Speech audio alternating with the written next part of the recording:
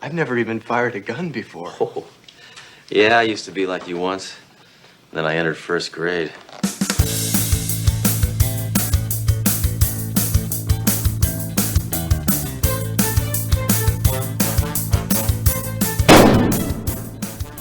Have you ever trusted a person known as Slag, Ian? No, not someone that I called that. Okay. Quite an untrustworthy moniker. It doesn't really sort of have that ring of being trustworthy, does it? No. How are we?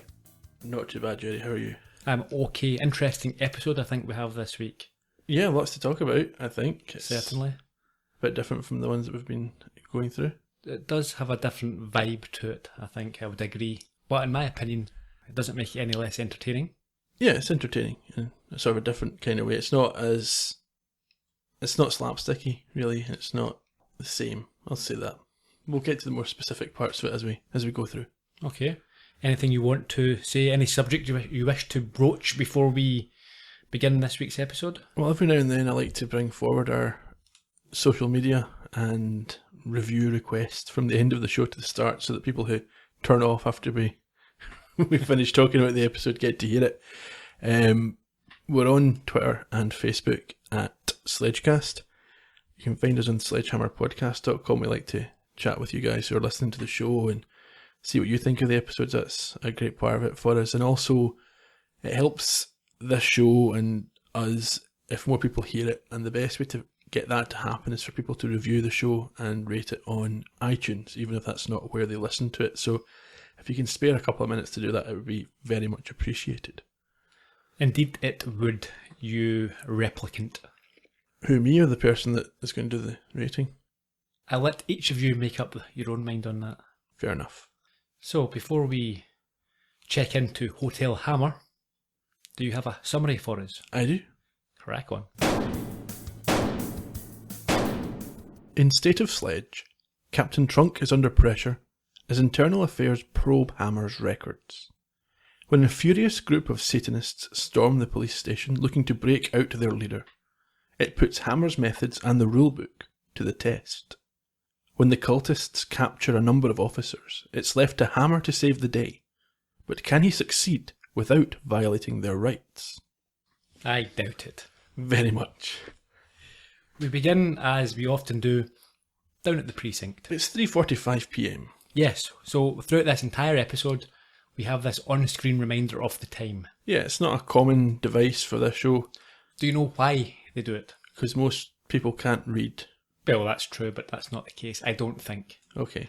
My guess would be that when an episode is set in the same location for the majority of it, you need a way of distinguishing between scenes. between scenes. Normally you would cut to some other location, and this you don't, so they have to chop up by telling you what time it is. So, back to the precinct that we were. Dramatic music, as we are told indeed it is 3:45 p.m.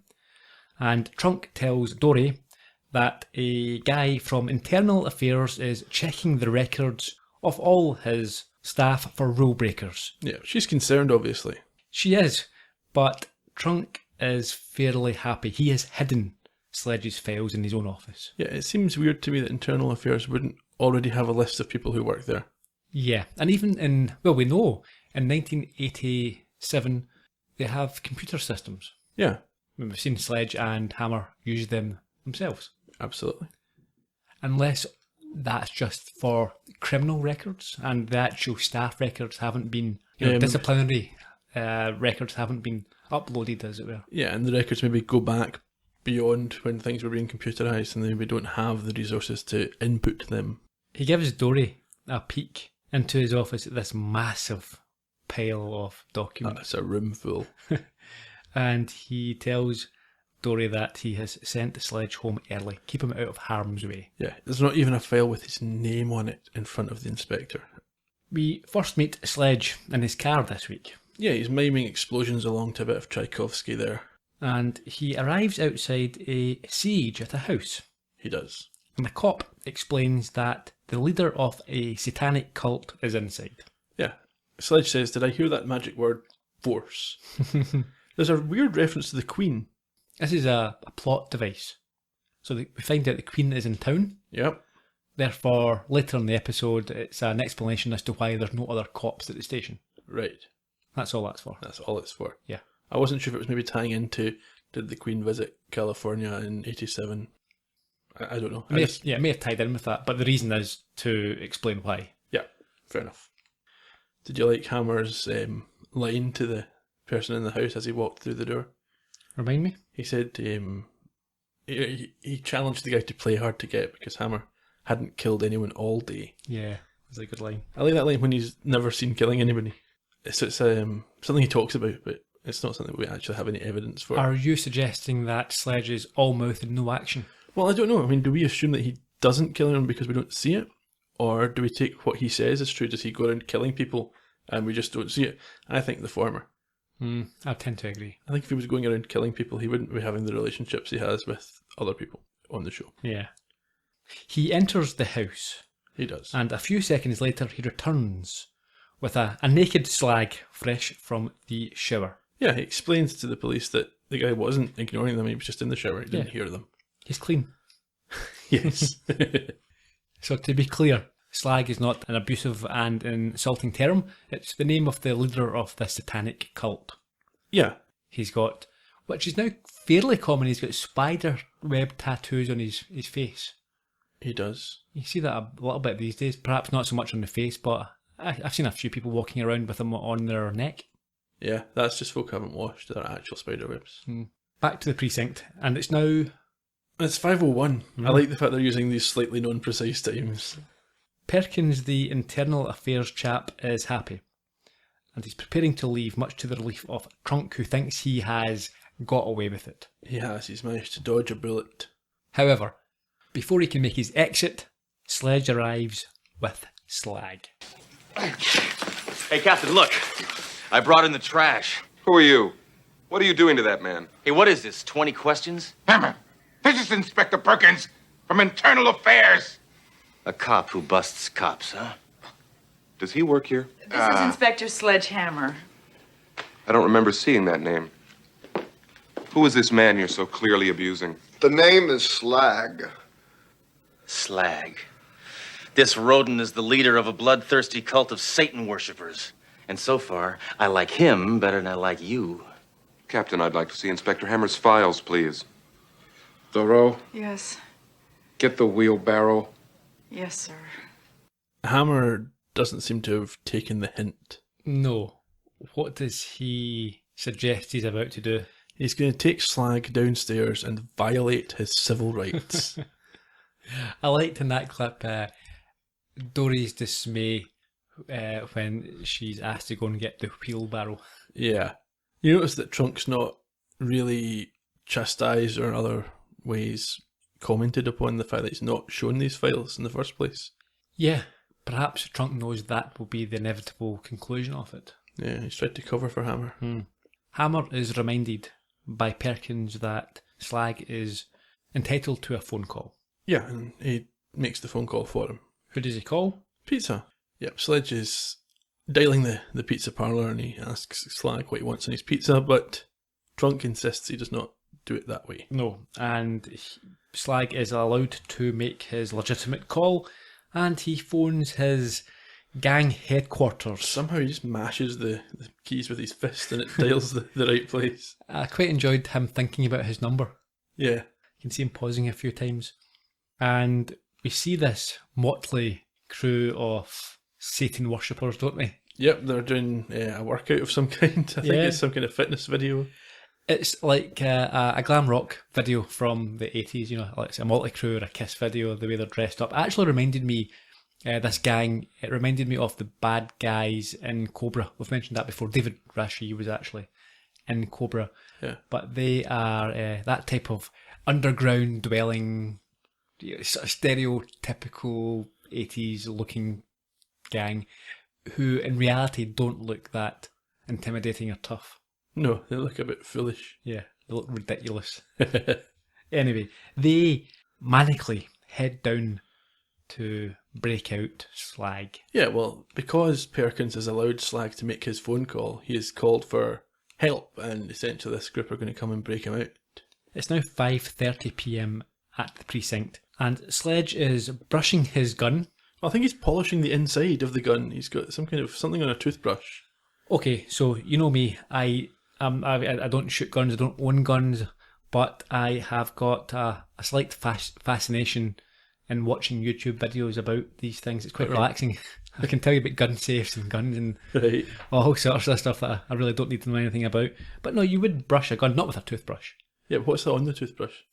I don't know what he's putting on it, but you would normally use some sort of solvent, Right. whether it be for iron or brass, depending on what Right. you... There's a thing actually called a bore snake, which you can get. It's like a cloth, a rag that you can pull through shotguns Oh, and it's other... like the same you would use with like a woodwind instrument. Yeah, same idea. But what he was using looked to me like some kind of solid polish, which is why I suggested he might be polishing the inside, because he's so over the top in his care of the gun. Yeah, okay, it may well be. Anyway, Dori shows up. she does, and she has a young cadet called Ricky. Now this is because there's no other experienced cops left. Ricky is very eager.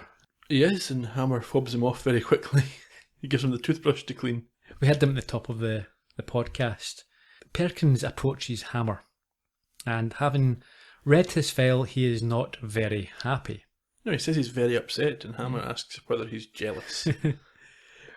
A couple of great lines as Perkins reminds Sledge of the time he ran a counterfeiter through his own press. Yes. What was Sledge's response? He survived. And looked He looked like like a million $1,000,000 bucks. And he is told that he has violated 25 of the 26 amendments. Well, Sledge looks upset, but I assume the one he hasn't violated is the Second Amendment, Which is? the right to bear arms. Although Sledge does say, sort of, damn, I've missed one. Yeah, that's what I'm saying. Maybe he's not really thought it through there. Perkins insists that Sledge take him to the cell where Slag is being held to find out if he wants to file a complaint against Hammer on the precinct. Yes, he asks Slag whether he's been mistreated, and he points to the manacles that are on his neck and his arms.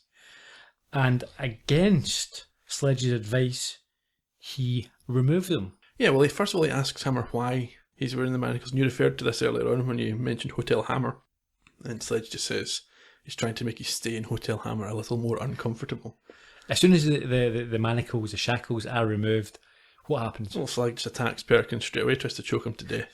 And Sledge enjoys and takes his time in waiting for Perkins to ask for help before he pulls his gun to prevent Rat Boy from continuing. It made me think a little bit of, do you remember the scene near the start of No Country for Old Men when Javier Bardem's character's in the police station? I've seen the movie once when it first came out, so I can't remember the scene. Well, he chokes the policeman. He uses a chain in that case, but he chokes the only policeman who's there to death at the start of the movie. And it just made me think of that. Obviously, very different characters, but it just brought that to mind. Sure. We then see a quick shot of the gang on their way to the precinct in the back of a truck. Yeah, I they think they're must fighting with each other, and There's about a dozen of them.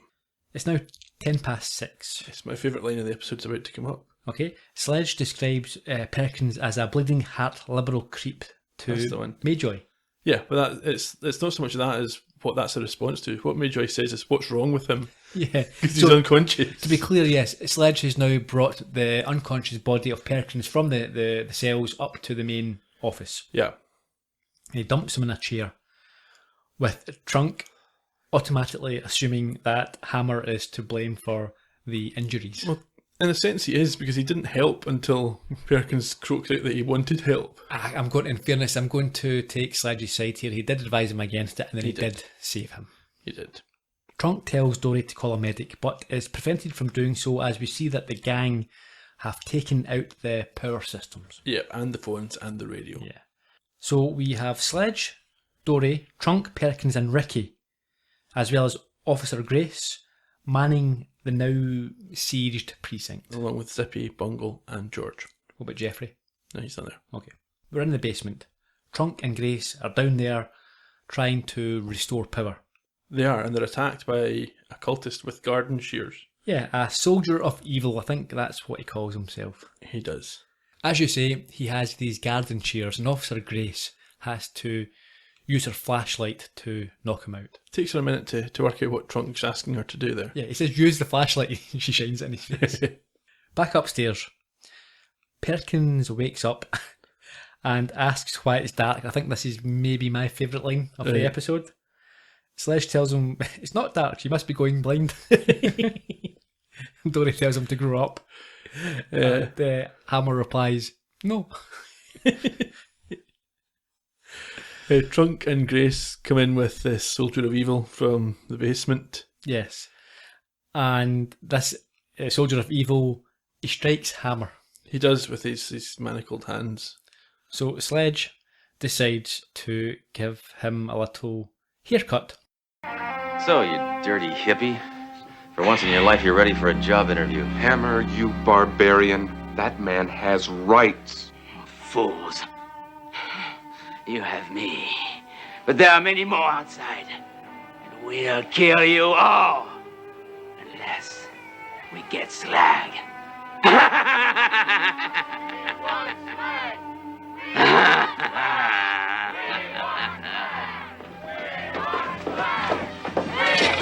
How many are there? 1, 2, 3, about 400. I don't understand where the 400 cultists have come from. Well, there was about 12, as you say, in the back of the truck. They must have called for backup. From where? The International Satanist Organisation? Yeah, there's a ring of fire. That was only a chapter. Yeah, but the 400 never appear in the episode. Even when we see them later at the big showdown, there's still only 12. That's true. Trunk bemoans their plight, and Sledge brings freedom of worship and the Bill of Freedom up as the cause of all this anarchy. He does, and he's asked the time at this point, and he says it's 7:06. But then the graphic comes up on the screen and says 6:30, and Sledge just says, "My watch must be fast." Yeah, I like that. He tries to go downstairs on a gun run, but is faced with a gang member coming up, and they realise they're going to have to try and sit this out until 5 a.m. when the morning shift arrive. Yeah, they're considering alternative routes or alternative ways to get to turn the power back on. What do they come up with? They can use the vents, but Trunk's confused. Well, this was a Sledge trust me moment. Yeah, well, Trunk's not happy because it sounds like a good idea. I've seen this before. Yeah, it sounds like a good idea, but Hammer came up with it, so he's not certain. Yeah, in this case, Trunk is proved correct because what happens? Well, Sledge can't navigate the vent tunnels and he ends up back in the same room. Yeah. In any case, no progress. So Trunk volunteers. Yeah, we see him scurry through the vent as Perkins then chastises Sledge for acting like a frontiersman. Trunk's only away for a few moments and Sledge is taking up the leadership. He is, well, he's getting the exit secured. He's doing things that he should be doing. Mm. Just then, a flaming arrow shoots into the office. It splits the two of them and hits his files. And Perkins wants it put out, but Sledge notes that it's his files. He's not that bothered. Says, let it go. Perkins, I think, uses coffee to extinguish it. Back down to the cells. And Sledge puts Evil into the cell with Slag. Yes. And he contemplates letting 2 other prisoners out to help them. Yeah, use their evil powers for good. Yeah, so he asks them what they're in for. One of them's a call girl, one of them's a flasher. Yeah, so he changes his mind and leaves them there. Yeah, they're not going to help. No. There's very few good uses for a flasher, I'd have thought. I mean, a call girl, I can think of a number. I mean, she could be a good decoy, she could attract someone away from something else. But a flasher, it's a very limited skill set you've got, isn't it? Distraction, maybe? Yeah. Possibly. Not a very big distraction. Depends who's. If it was Ron Jeremy, it might be a massive distraction. I've no idea what you're talking about. Okay. We move on to 7:45 p.m. at the precinct. Sledge takes Dori and Grace's guns from them before refusing Perkins' suggestion to let Slag go. Perkins is a bit of a coward, isn't he? Well, yeah, he thinks that they've come for Slag, and so if the police release him, the crowd will just disperse. Dori tells them that they must act like a team, and Sledge agrees. He says he's going to use Perkins on the roof to draw fire. Yeah. The lights come back on. They do. And they expect Trunk to come back out the vent, but it's not Trunk. Who is it? It's wife of Slag. Angel. Okay. Did she get called that? Oh, he calls her that in the phone. I thought it was just a nickname. I didn't realise that was her actual name. Maybe. Who knows? Okay, yeah. So she comes flying out of the vent as the lights are coming on. Yeah, she's got a sword. She goes, yeah, well, some kind of massive sword or machete or something. She goes after her sledge. And Ricky won't help out because he can't, and he can't bring himself to hit a woman. Yep. Grace pulls her gun, but Perkins stops her from using it. Mm-hmm. So who comes to the rescue? Well, as ever, it's Dori who delivers the punishing blows. Yeah, she kicks her unconscious. Yeah, or clubs her in the back of the neck at one point, I think. And Trunk then does come back, but he's stuck. Yes, we find him hanging from the vent. So now all the exits are blocked except for the elevator, which is just beeped. Yes, and that's a concern. So rather than wait to see who is about to, or if anyone is about to exit from the elevator, Sledge does what he does best. He distributes bullets evenly across the elevator. Mm-hmm. And the door opens to reveal A terrified janitor. 9:29. Ricky is crying that he is going to die and is punched by Perkins. Well, I think he's slapped by Perkins and then punches him back. Yeah, he responds by knocking him out, much to Sledge's delight. Sledge thinks he's got a future as a policeman. So they've only, this might actually be my favourite line, they only have 3 bullets left, but Hammer thinks he can shoot them all this 400. Yeah, but he admits he needs something for that to happen. Yes, a couple of lucky ricochets to kill 300 people with, to kill a few hundred people with 3 bullets. It would certainly be a few lucky ricochets. Either that or they could all stand in one line. Well, that's what I thought he was going to say. I just need to get them all lined up. That's like the scene in the bank. Yes, that's like the scene in the bank, but that wasn't what I was going to say. When you said that, reminded you of something that you thought they were going to say. It made me think of a bit earlier in the episode where I thought they were going to do something and they didn't, and it was down with Grace and Trunk in the basement, and they catch Evil with the shears, and she shines the light in his face. And Trunk says, no, you have to hit him with it. I was sure he was going to say, no, you never shine a flashlight in somebody's eye. Can blind them. Yeah. But they didn't go that way. Perkins again wants to let Slag go, but Sledge refuses to agree to the demands of criminals. Except ones who asked to be beaten up. Yeah. They then hear a police helicopter above, and Trunk tells them that he has a flare gun in his drawer. Now, Sledge is confused as to why he has a flare gun in his drawer. I think Trunk says that it's in case he has to use it on Hammer. That doesn't make any sense. What's he going to do? Shoot a flare at Hammer? Why not? How would that help anything? If Hammer was going crazy in the precinct, it might be a way of stopping him. Maybe. They see the helicopter above and they want someone to go to the roof to shoot the flare, and Trunk declares it's a suicide mission and insists that Hammer takes it on. Yeah. Now, I think, I don't know if you mentioned it on the podcast, or was it to me earlier, that you thought that the character of Trunk had slightly reverted in this week's episode. Yeah. Because of lines like this, where he seems to not care as much about Hammer. Yeah, when we saw in the episode, was it last week or the week before, with the poison, where he jokingly says you don't drink it. Mm-hmm. But this seemed a different tone. It seemed to be back to like the first couple episodes of the series. Sure, another way of looking at it, and the way I prefer to look at it, is that he knows it's a dangerous mission, as it were, but he trusts Hammer. He knows that Hammer is the best person for it. He's giving him a compliment without doing so. Maybe. I just felt like his tone with Hammer throughout this episode looked as if it had been written by someone who'd only seen the first couple of episodes. Okay. It was as if a lot of the development that we'd seen in the last few episodes hadn't happened. In any case, Hammer completes his mission. Well, he certainly does. What happens? He gets to the roof and he shoots the flare gun, which somehow blows up the helicopter. I didn't know that flares could blow up helicopters, but... Oh, this is great. But he returns downstairs, and I think it's Ricky or someone asks him if he managed to get the attention of the helicopter. He says yes. He says yes, but again, it's his acting its way. He delivers it. It's fabulous from David Rashi. I assume that most of this episode's in the precinct because they used the whole budget on the helicopter explosion. Possibly. But we do see the pilots falling to the ground in parachutes. They've ejected. Yeah. You can't have Hammer killing two cops. No. However, it is not looking good. Situation's hopeless. Don't talk like that, Doro. Be a man. Try and understand, Hammer. I can't be a nihilist like you. I'm not made of stone and steel. I know. much softer. You noticed. Doro, I notice everything. That clip sounds like it's out of a different show altogether. Yeah, I was going to let the clip run on because it's a joke follows It does. where they haven't realised that Perkins is missing. So He notices everything but yeah. one of their main people leaving. But the reason I cut it there was because I think that's my favourite scene of the episode. I liked the noirish feel to it. I liked the score.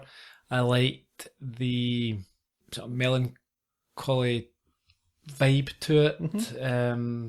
Yeah, I thought it was a nice moment between the two of them. I just liked it overall. Didn't want to ruin it with a joke at the Grace end. noticing that Perkins is gone. He's obviously gone to release Slag. Yeah, Slag and Evil, and he's taking them up to the roof. Yeah, the others race down to the cells to try and stop him, but they're too late. And some of them decide to go and help on the roof. Yeah, Sledge, I don't know if he pretends, but at this moment in time, he's not so keen in saving Perkins. I think he genuinely isn't that interested, but I don't think it would take him long to snap to. No. Ricky is dreadfully disappointed. He said that Sledge used to be his hero. You only met him like 2 hours earlier. He only met him, but what? Most people don't meet their heroes. Huh? You may be aware of this super cop, he's been on the TV all the time. You surely would have mentioned that when he was all excited when he first showed up. Maybe he's too nervous. Some people, when they meet someone like that, don't want to say I'm a big fan. Maybe. You know, you just do what you're told. He's very officious. We're on the roof, and the gang are about to throw Perkins from it when Dori, Grace and Ricky arrive. But it is a futile attempt. Well, look who's here. 2 girls and a little baby cop. Oh, you can shoot me. And then my legions will tear you to pieces.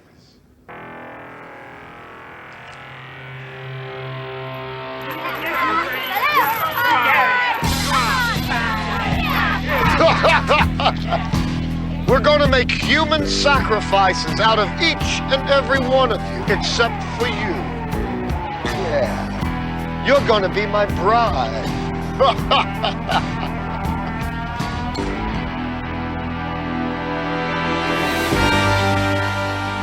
While you all were playing around on the roof, I made a little run to the arsenal. And now, it's hammer time.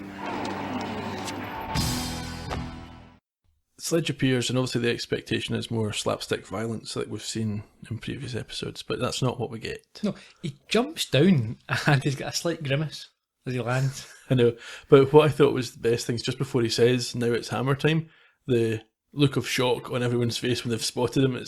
This whole episode is some of the best overacting I've ever seen. It was very impressive, and the hammer time is obviously before MC Hammer made that famous catchphrase. I presume he's named after this character. Of course he is, yeah. Hammer is covered in explosives. He is, but Slag doesn't believe he's going to ignite the explosives. He says, No. You're not that stupid. Sledge disagrees. Says who? So he wins. So Sledge is successful in getting the gang to give up their weapons, but he then finds he is in trouble when he attempts to put out the lit fuse. Yeah, his method of licking his fingers and snipping it's not working. It's brilliant to see him going from being so confident and powerful to a bumbling fool. Rolling on the floor. Perkins has to help out with the aid of Ricky's chewing gum. Yeah, and obviously that's a solution from the police handbook, which Sledge should have read, but he's waiting for the movie. I like that line as well. But during all this, Slag has managed to grab a gun and he is on the edge of the roof. Sledge, just as he warned Perkins earlier, half-heartedly advises against firing it. He does. But Slag's not for listening. He fires off a few rounds. Yeah, and the recoil sends him flying back off the roof. Did you assume he was dead? Yeah, but he's not. We see him moments later back in the precinct and he's injured. Yeah, it's now the traditional epilogue. He's all bandaged up. And this, I thought, was unusual.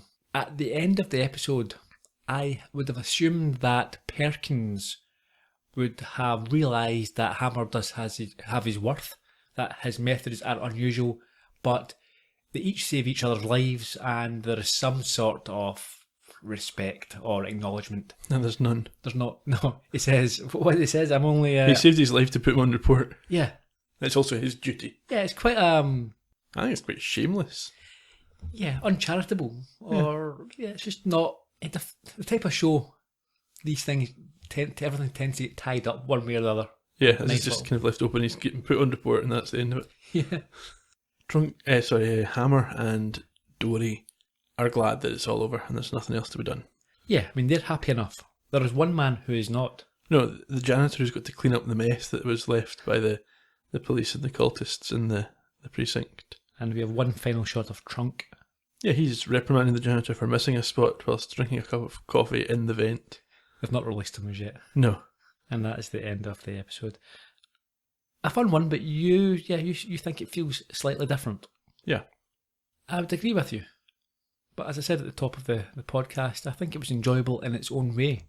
Yeah, I just think that it's almost as if someone's been given the character spec based on the first few episodes and they've then produced this one. Mhm. That's what it felt like to me. I don't know who wrote it, if it's someone who's done all the other ones in between, but it didn't seem to pick up from what we've just seen. Okay, well, we can discuss who wrote it when we get through some trivia and production information. Well, what are we waiting for?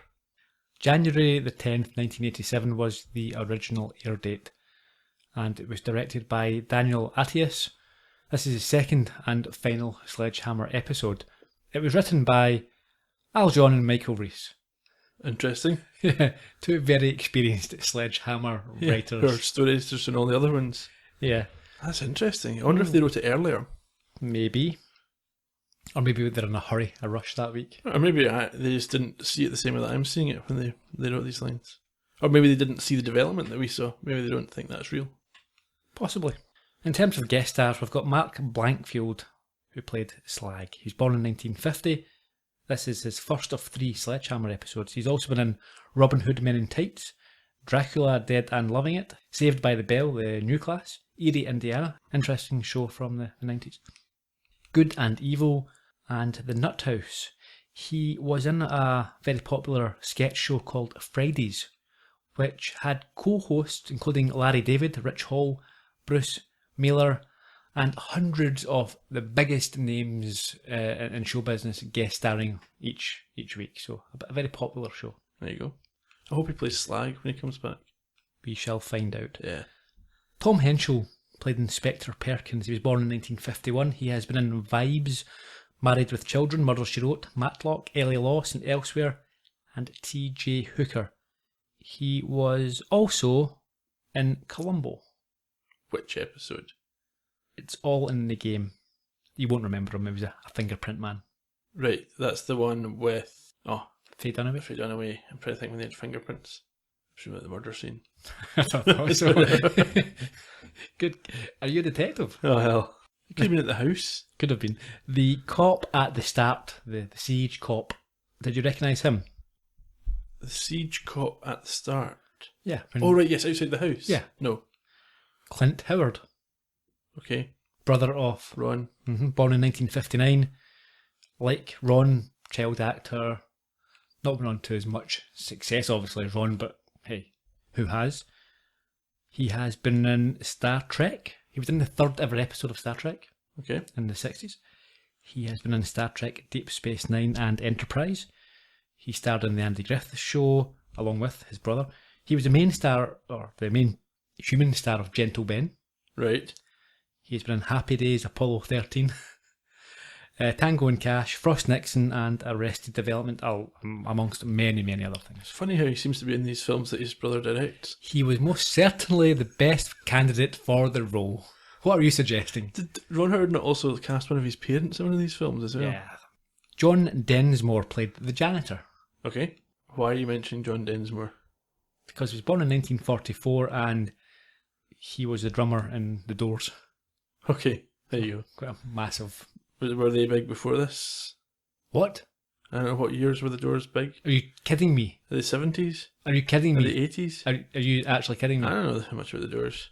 What? I couldn't tell you if they were 70s or 80s. You've had a Jim Morrison. Yes. Right. Did he not die in the 70s? You think about the think about what they looked like. Think about Jim Morrison. Do you think that was an 80s band? Think of the I thought music. they were a 70s band. Ian, we're stopping this right here. You're going to get abused on Twitter. I was just looking for confirmation of my instinct that he would be recognised. No, that's like saying the Beatles were they a 60s band? Yeah, you don't. It's a axiom. You don't have to. Not everyone will know. Oh yeah, yes they will. One person at least will listen to Oh this and will not dearie me, know. that's quite embarrassing. We'll I stop. basically We'll, knew. we'll stop. We'll stop right there. Trivia, not much, but this might be a little bit interesting to you. This was the first episode to air that didn't have a laughter track. Now, we're watching the DVDs. They don't have the canned laughter. None of them do.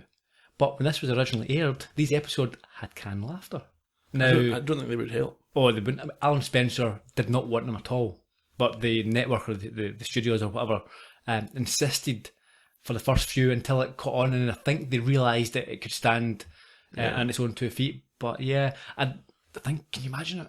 Have you ever seen a show that was improved by canned laughter? No. I don't even like shows like Friends where it had a studio audience laughing. I didn't like that being on the show. Well, I don't like Friends in the first place, but anyway, yeah, it's almost as if you've been told, now this is the funny part, this is where you need to laugh. Yeah, a big light shines saying laughter or something and you laugh. No. Yeah, it's for morons. Yeah, well... It's assuming your audience are morons. Absolutely. And that's a moronic thing to do. Or it's trying to make a show that you maybe need a bit of intelligence to get well, I think accessible to people who don't have that bit of intelligence. Again, like this, it's I think they might have been at the start worried that people watching it would be thinking that, this is, what do you mean this cop, he's right, these criminals are no good, they don't deserve to have any rights, etc. What's funny about that? You should be able to shoot things. It's not a problem at all down here in Texas. Not? The funny thing is that someone like Perkins, who essentially has the same message as the show, is made out to be a bit of a half-wit. Yeah, it's an interesting inversion of that, isn't it? Yeah. Look at this idiot who thinks the same as we do. So, favourite lines from this week? My favourite was, what's wrong with him? He's a liberal, etc. And I will go for it's not dark, you must be going blind. Yeah, it's a good one. Next week. Okay, what are we doing next week? Haven't Gun Will Travel. Okay. Oh, before we go, the State of Sledge. The episode title. Yeah, I assume it's in reference to State of Siege, a 1972 movie about a siege. Any chance? Yeah, about a siege and kidnapping of urban guerrillas. Okay. If anyone knows better, let us know. I would have thought it would have been more sensible to perhaps reference Assault on Precinct 13. Would make sense. I believe that's a more widely known movie. A Sledge on Precinct 13 or something. Yeah, there you go. That's what I'd have went with. But maybe they're not Precinct 13. Or maybe that's... I don't know. Who knows? Who knows? Alan Spencer. Yes. Tell us, Alan. Please. Okay, you've done your begging request. I did it at the top of the show. We can just cut and paste it onto the end as well. We won't do that. Let's not. Well, let's just go to the closing music and say cheerio. Bye-bye.